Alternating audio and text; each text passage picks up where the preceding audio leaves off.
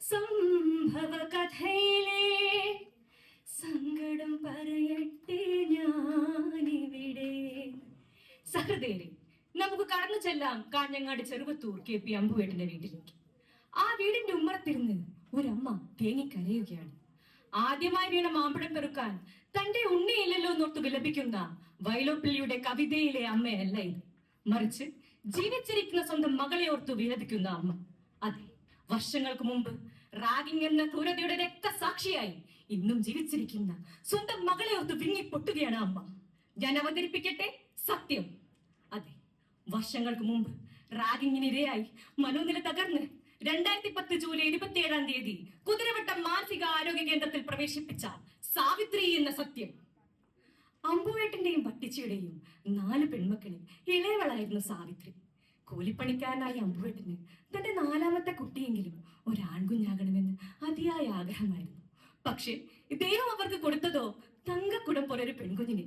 4 പെൺമക്കളായതിൽ വിഷമിച്ചിരിക്കുന്ന ഭാര്യയോട് അമ്പുവേട്ടൻ പറയും, എടി നീ എന്തിനാടി വിഷമിക്കുന്നേ? ഝാൻസി റാണിയും പെണ്ണ്, സരോജിനി നായിഡും പെണ്ണ്, സ്വന്തം നാടിനെ അളവറ്റു സ്നേഹിച്ചൊരു ഇന്ദിരാഗാന്ധിയും പെണ്ണ്. അമ്പുവേട്ടന്റെ വാക്കുകൾ വെറും വാക്കായില്ല. ആ മാതാപിതാക്കളുടെ ആഗ്രഹം പോലെ തന്നെ സാവിത്രി നന്നായി പഠിച്ചു. പഠനത്തിൽ മാത്രമല്ല, സ്കൂളിൽ എന്തിനായാലും, നൃത്തത്തിനായാലും തിരുവാതിര കളിക്കായാലും സാവിത്രി തന്നെയായിരുന്നു മുൻപിൽ. അമ്പുവേട്ടന് തിരുവാതിര കളി എന്ന് വെച്ച ജീവന. അതുകൊണ്ട് തന്നെ സ്കൂള് വിട്ട് വീട്ടിൽ വന്നാൽ സാവിത്രി അച്ഛന് വേണ്ടി തിരുവാതിര കളിക്കും. കൂപ്പു കൈകളോടവൾ തുടങ്ങും തിരുവാതിര കളി മെല്ലെ മെല്ലെ, അതു കണ്ടാനന്ദ പരവശനായി ആ പിതാവങ്ങനെ നോക്കി നിൽക്കും, ആ പിതാവങ്ങനെ നോക്കി നിൽക്കും. ആ മതി മതി, അച്ഛനും മോളോട് തിരുവാതിര കളിച്ചത്. പെണ്ണിക്കൊല്ലം 10ാം ക്ലാസ് ഒന്ന് വല്ല ഓർമ്മയുണ്ടോ നിങ്ങൾക്ക് മനുഷ്യ? പോയാലും പഠിക്കാൻ നോക്ക് പെണ്ണെ. പറഞ്ഞു അത് പറയാൻ ഞാൻ വിട്ടുപോയി. നമ്മുടെ സാവിത്രി ഇപ്പോൾ 10ാം ക്ലാസ്സിൽ എത്തിയിരിക്കുന്നു. അവൾക്ക് 15 വയസ്സായിരിക്കുന്നു. എത്ര പെട്ടെന്നാണ് കാലം കടന്നുപോയത്. കാലത്തിന്റെ കരവിരുത് അവളുടെ മേനിയിലും പല മാറ്റങ്ങൾ വരുത്തി. അപ്സരസല്ലെങ്കിലും ആമുഖ കാന്തിയിൽ ആരുമേ ഒന്ന് മയങ്ങി വീഴും. ചന്തം തികഞ്ഞോരാ നീഴ്വഴിക്കോണിൽ ചെന്താമരപ്പൂവിൻ ഭംഗിയുണ്ട്, ചെന്താമരപ്പൂവിൻ ഭംഗിയുണ്ട്. സുന്ദരിയാണെന്നോ താനൊരു വലിയ പെണ്ണായെന്നോ ഒരു വിചാരവും സാവിത്രിക്കില്ല. സാവിത്രിക്കാണെ ഒരേ ഒരു ചിന്തയേ ഉള്ളൂ, എങ്ങനെയെങ്കിലും പഠിക്കണം. പഠിച്ചൊരു ജോലി കിട്ടിയാലല്ലേ തന്റെ അച്ഛനും അമ്മയ്ക്കും ഒരു സഹായമാകാൻ സാധിക്കും. അങ്ങനെ കാത്തിരുന്ന ആ ദിവസം വന്നെത്തി.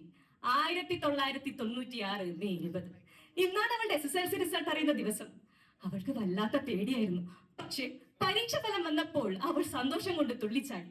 നേരെ പാടത്ത് പണിയെടുക്കുന്ന അച്ഛന്റെയും അമ്മയുടെയും അടുത്തേക്കായി ഓടിച്ചെന്നു. അച്ഛാ, അമ്മേ, ഞാൻ ജയിച്ചു, എനിക്ക് ഫസ്റ്റ് ക്ലാസ് ഉണ്ട്. ആ അച്ഛന്റെയും അമ്മയുടെയും സന്തോഷത്തിന് അതിനുണ്ടായിരുന്നില്ല.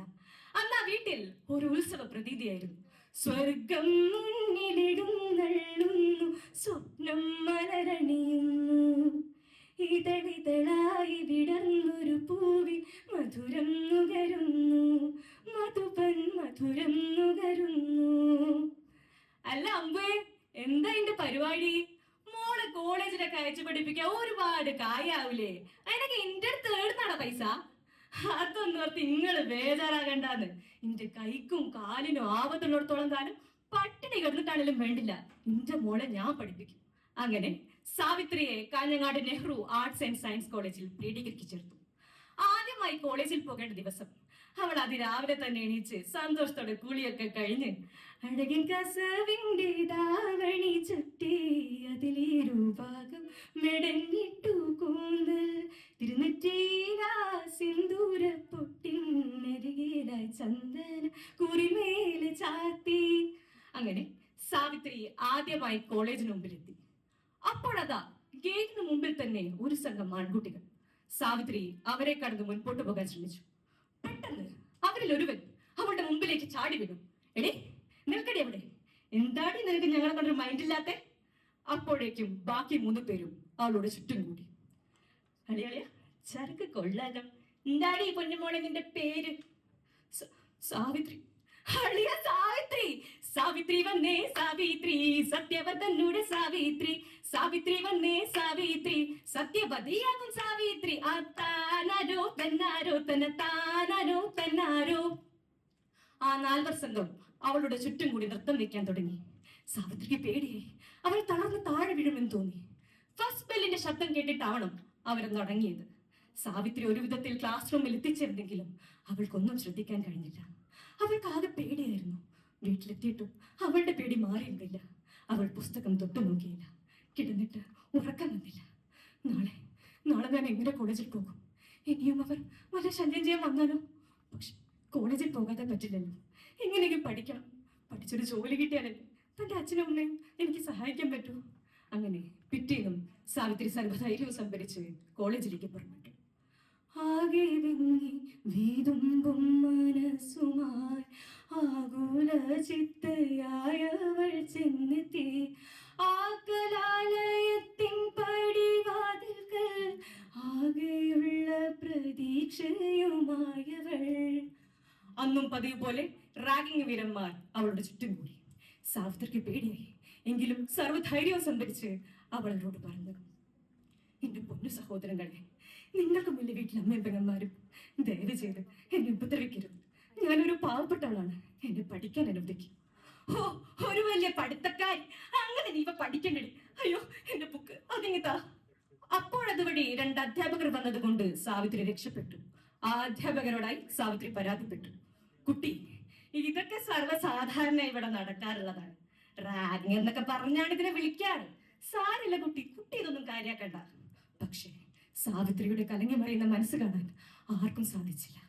താളം തെറ്റുന്നു മനസ്സിൻ, തമ്പുരു തൻ ശ്രുതി തെറ്റുന്നു, ഈണം മറന്നു രാഗത്തിൻ, ഇടറുന്നു ഹൃദയം തകരുന്നു. പിറ്റേന്ന് കോളേജ് വിട്ട് വീട്ടിലേക്ക് പുറപ്പെട്ട സാവിത്രിയുടെ പുറകെ ആ റാഗിംഗ് വീരന്മാർ കൂടി. ബസ്സിറങ്ങി വീട്ടിലേക്ക് നടക്കുമ്പോൾ അവർ ചുറ്റും നോക്കി. ഇല്ല, ആരുമില്ല. വിജനമായ വഴി. തൊട്ടു പിന്നിലതാ ആ കാട്ടാളന്മാർ. പെട്ടെന്ന് ആകാശത്തൊരു കൊള്ളിയാൻ മിന്നി അതിശക്തമായി പേമാരി ഭൂമിയിലേക്ക് പെയ്തിറങ്ങി. അപ്രതീക്ഷിതമായ ആ മഴവെള്ളപ്പാച്ചിലും ഒരിടിമുഴക്കത്തിലും പെട്ടിട്ടാവണം നമ്മുടെ സാവിത്രിയുടെ നിലവിളിയും ആരും കേൾക്കാതെ അണിഞ്ഞണിഞ്ഞില്ലാതായി. വൈകിട്ട് ആർത്തലച്ച് കരഞ്ഞുകൊണ്ട് വീട്ടിലെത്തിയ സാവിത്രി അമ്മയെ കെട്ടിപ്പിടിച്ച് കരഞ്ഞു. ഇല്ലമ്മേ, ഈ ലോകം ജീവിക്കാൻ കൊള്ളില്ലമ്മേ, എനിക്കിനി പഠിക്കണ്ടമ്മേ, എനിക്കിനി കോളേജിൽ പോകണ്ട. ആ മാതാപിതാക്കളും സഹോദരങ്ങളും ആവുന്നത്ര ശ്രമിച്ചിട്ടും സാവിത്രി അടങ്ങിയില്ല. കരഞ്ഞു തളർന്ന് അവൾ ഉറങ്ങിപ്പോയി. അന്ന് അർദ്ധരാത്രി സാവിത്രി ഞെട്ടി ഉണർന്നത് മനോനില തകർന്ന് മറ്റൊരാളായി മാറിക്കണ്ടായിരുന്നു. അയ്യോ, ഇന്ന് ചെയ്യണേ, വേണ്ട, വേണ്ട.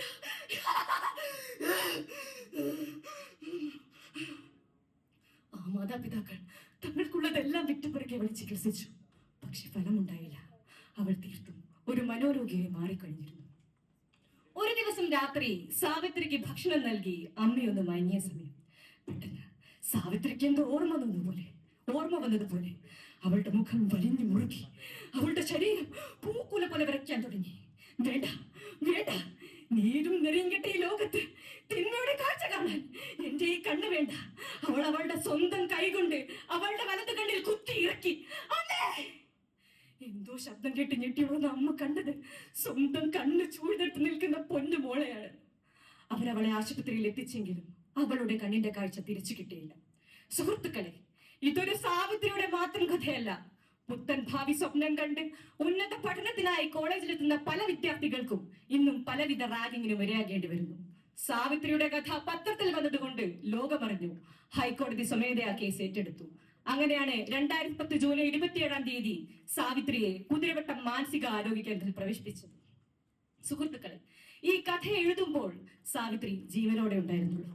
എന്നാൽ ദുർഭാഗ്യമെന്ന് പറയട്ടെ, കുറച്ചു ദിവസങ്ങൾക്ക് മുമ്പാണ് സാവിത്രി ഈ ലോകത്തോട് വിട പറഞ്ഞത്. കാലത്തിന്റെ ഇരുളടഞ്ഞ വഴികളിൽ ജീവിച്ചിരിക്കുന്ന രക്തസാക്ഷികളായി ഇനിയും എത്രയെത്ര സാവിത്രിമാരുണ്ട് ഇവിടെ. സാവിത്രിയുടെ അവസ്ഥയ്ക്ക് കാരണമായവരോട് എനിക്കൊന്നേ പറയാനുള്ളൂ: പൊഴിക്കൂ ഒരു തുള്ളി കണ്ണുനീർ, നിങ്ങളിൽ മുഴുക്കൂ, പശ്ചാത്തപിക്കൂ പലവട്ടം. കാലം വിടില്ലിനി ആരെയും ഇന്ദ്രജാലം അതു നിൻ പുറകെ പുറകെ കാലം വിടില്ലിനി ആരെയും ഇന്ദ്രജാലം അതു നിൻ പുറകെ പുറകെ. നന്ദി, നമസ്കാരം.